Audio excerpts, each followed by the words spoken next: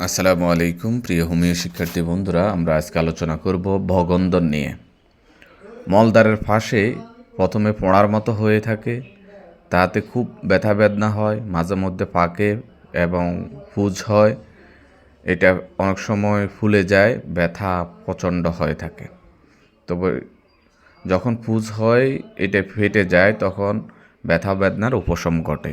এইভাবে কিছুদিন পর পর পেকে আবার পুজ হয়, আবার শুকায়। এভাবে মলদ্বার নালী ঘা হতে থাকে বা ক্ষত তৈরি হয়। এই ভগন্দরের চিকিৎসা হোমিওপ্যাথিতে ভালো করে হয়। আমরা প্রথম যে মেডিসিনটি ব্যবহার করি তার মধ্যে অন্যতম হচ্ছে স্যালিসিয়াম। মলদ্বার থেকে দুর্গন্ধ পুজ বের হয়, তরল পানি বের হয় ইত্যাদি লক্ষণ থাকলে রোগী যদি শীত কাতর হয় তাহলে আমরা স্যালিসিয়া দিব। স্যালিসিয়া 200 থেকে দেওয়া উচিত, দিনে একবার করি। পরবর্তীতে 1 শক্তি সপ্তাহে একবার করেই দেওয়া যেতে পারে। অ্যাসিড ফ্লোর, স্যালিসিয়া সেবন করার পরে রোগী সম্পূর্ণ আরোগ্য না হলে তথা আমরা অ্যাসিড ফ্লোর দিয়ে থাকি।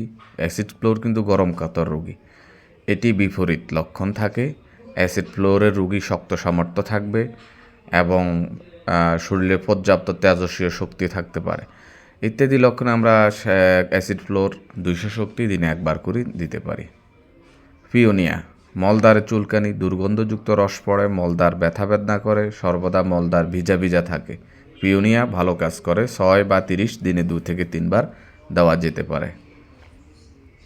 র্যাটেনহিয়া, মলদ্বার জ্বালা যন্ত্রণা, দুর্গন্ধ রস জ্বরে,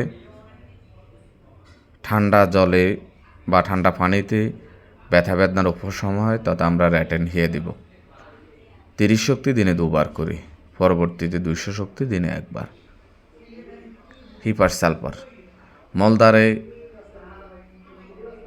ফোড়ার নেই, এক ধরনের ফুলা হয়, বিষ, ব্যথা বেদনা যন্ত্রণায় রোগী অস্থির হয়ে থাকে, হাত দেওয়া যায় না, তথা আমরা 3x হিপার সালফ দেব। এটি ফেটে যায়, রোগী সম্পূর্ণ আরোগ্য লাভ করবে। পরবর্তী 200 শক্তি দিলে অনেক ক্ষেত্রে বসে যায়, 3x দিলে এটি পাকে এবং ফেটে যায়। মাইরিস্টিকা, মলদ্বারে ফোঁড়া, বসতে বা হাঁটতে খুবই কষ্ট, তবে ধরা যায় বা হাত দিয়ে স্পর্শ করা যায়, তথা আমরা মাইরিস্টিকা 3x দেব। 4-5 ফোঁটা ঠান্ডা পানির সাথে দিনে 3 থেকে 4 বার দেওয়া যেতে পারে।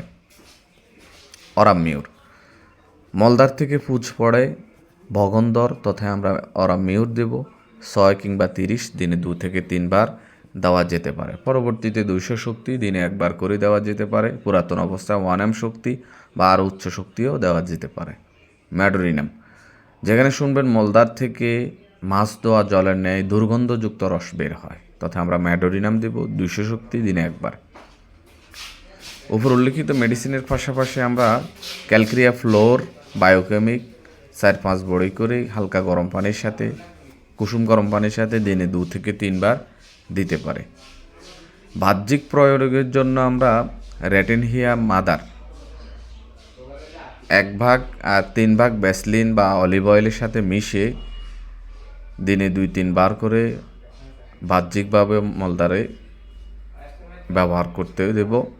পথ্যপাত্য হিসেবে রোগীকে এই রোগের জন্য পথ্যপাত্য হিসেবে রোগী দুধ, দুগ্ধ জাতীয় খাবার, ঘি বা পুষ্টিকর আহার খাওয়া যেতে পারে। মাছ, মাংস, পুঁইশাক বা টক জাতীয় ফল এই জাতীয় খাবার দাবার নিষেধ।